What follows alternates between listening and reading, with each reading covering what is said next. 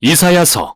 이사야는 이스라엘 분열왕국 후반기에 예루살렘을 살며 예루살렘과 유다 지도자들에게 하나님의 말씀을 선포한 선지자였습니다. 그는 우선 하나님의 심판에 대해 경고했는데 이스라엘의 부패한 지도자들이 언약을 어겼기에 하나님이 그 죗값을 치르게 하시려고 거대한 제국인 아수르와 그 후 바벨론을 이용해 예루살렘을 심판하실 거라고 경고합니다. 계속 우상을 숭배하고 가난한 자를 억압한다는 말이죠. 그러나 이 심판의 경고에는 소망의 메시지가 수반됩니다. 이사야는 하나님이 언젠가 모든 언약의 약속을 이루실 것을 굳게 믿습니다. 즉 사무엘하 7장과 같이 하나님이 다윗의 계보에서 왕을 보내 하나님의 나라를 건설하시고 또 출애굽기 19장과 같이 이스라엘을 이끌어 시내산에서 받은 모든 계명에 순종하게 하실 거라는 소망을 품죠. 이 모든 것은 창세기 12장에서 아브라함에게 하신 약속처럼 하나님의 복과 구원이 모든 열방 가운데 흘러넘치도록 하기 위함이었는데 이 소망으로 인해 이사야는 당시 이스라엘의 부패와 우상숭배에 맞서 목소리 높여 외칩니다. 이사야서는 꽤 복잡한 문학적 구성을 가지고 있는데 이 책을 제대로 볼 수 있는 방법이 하나 있습니다. 1장에서 39장까지 살펴보면 이스라엘에 대한 심판의 경고가 세 부분으로 나타나고 모든 이야기는 결국 39장의 한 사건, 예루살렘의 멸망과 바벨론의 포로가 되는 결말로 향합니다. 그러나 1장부터 39장에는 포로된 후 하나님의 언약의 약속이 성취된다는 소망의 메시지도 나타납니다. 40에서 66장은 그 소망의 메시지를 더 자세히 발전시키는 내용이고요. 우선 이 영상에서는 1장부터 39장에 초점을 맞춰보겠습니다. 첫 부분은 이사야가 본 환상으로 예루살렘에 대한 심판과 소망에 관한 것인데요. 이사야가 언약에 불순종하고 우상을 섬기고 불의를 행한 지도자들을 꾸짖는 걸로 시작됩니다. 하나님은 예루살렘을 심판하기 위해 이스라엘을 정복할 나라들을 보낼 거라 말씀하십니다. 이사야는 이것이 정결케 하는 불과 같아서 이스라엘에서 쓸모없는 것을 태워 회개하고 하나님께 돌이킨 남은 자들이 거하는 새 예루살렘이 세워질 거라고 말합니다. 또 이사야는 그제야 하나님의 나라가 임해서 온 열방이 예루살렘 성전에 나와 하나님의 공의를 배우고 마침내 평화와 화합의 세상이 도래할 것이라고 말합니다.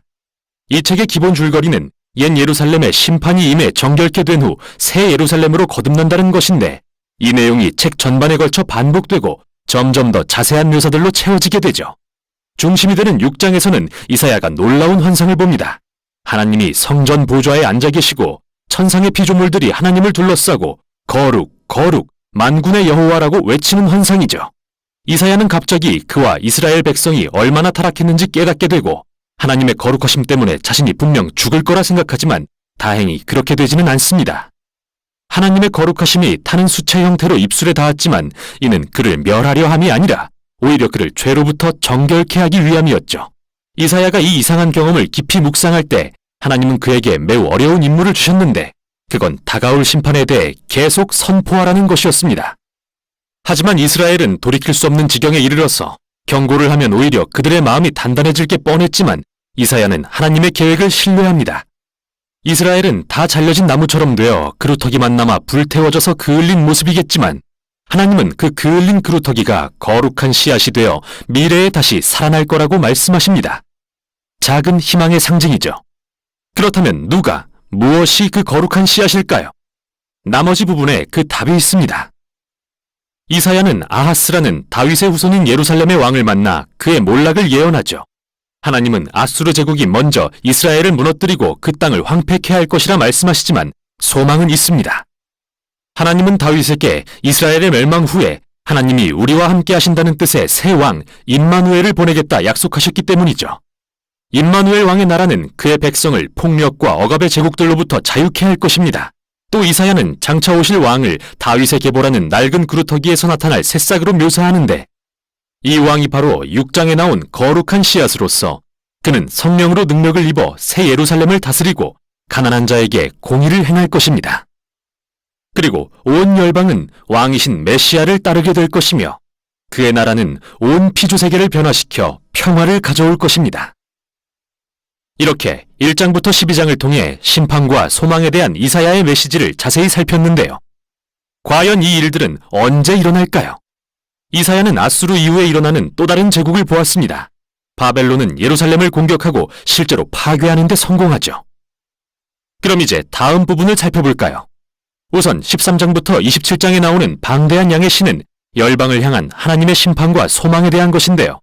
먼저 바벨론과 이스라엘 주변 민족들의 멸망을 이야기합니다. 이사야는 강한 제국 바벨론이 나타나 아수르를 무너뜨릴 것을 예언합니다. 훨씬 더 교만하고 파괴적인 나라죠.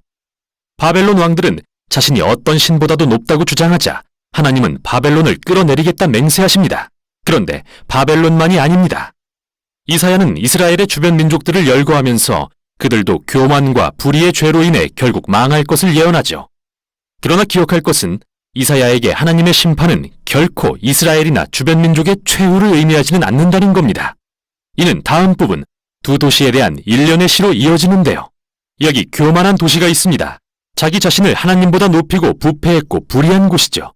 이 도시는 하나님께 반역한 인류의 전형으로서 이사야가 앞서 묘사한 예루살렘, 아수르, 바벨론을 모두 합쳐놓은 것 같은 모습으로 그려지고 있습니다.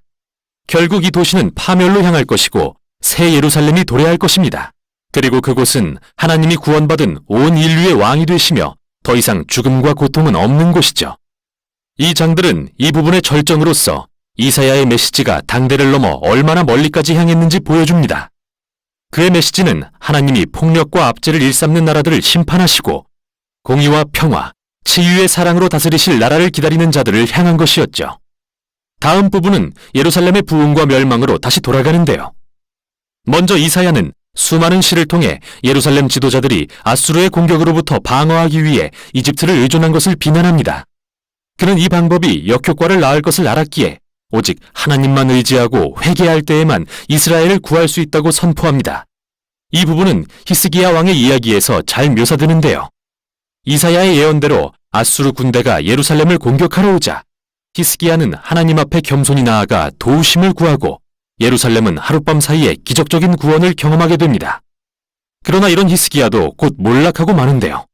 그는 바벨론 사절단이 방문하자 예루살렘의 모든 보물과 성전과 궁전을 보여주며 환심을 사려고 했습니다. 이것은 분명히 군사적 보호를 위한 정치 동맹을 맺기 위한 행동이었죠. 이를 들은 이사야는 히스기야에게 가서 그의 어리석음을 지적하며 말합니다. 동맹국이라 여겼던 바벨론은 그를 배신할 것이며 적이 되어 예루살렘을 정복하러 올 것이라고요. 그리고 열왕기하 24, 25장은 이사야의 말이 옳았음을 증명하죠. 그로부터 100년쯤 지났을 때 바벨론이 쳐들어와서 예루살렘 성과 성전을 파괴하고 이스라엘 백성을 포로로 끌고 간 것입니다. 이렇게 1장부터 39장까지 하나님의 심판에 대한 이사야의 경고는 현실이 되고 마는데요. 그는 참된 하나님의 선지자였음을 알 수 있습니다. 하지만 기억하세요. 하나님의 심판의 목적은 예루살렘을 정결케 하고 거룩한 시, 즉 메시아의 나라가 열방에 임하는 것임을요. 그리고 소망에 대한 이야기는 다음 부분에서 살펴볼 것입니다. 우선 여기까지 이사야 1장에서 39장이었습니다.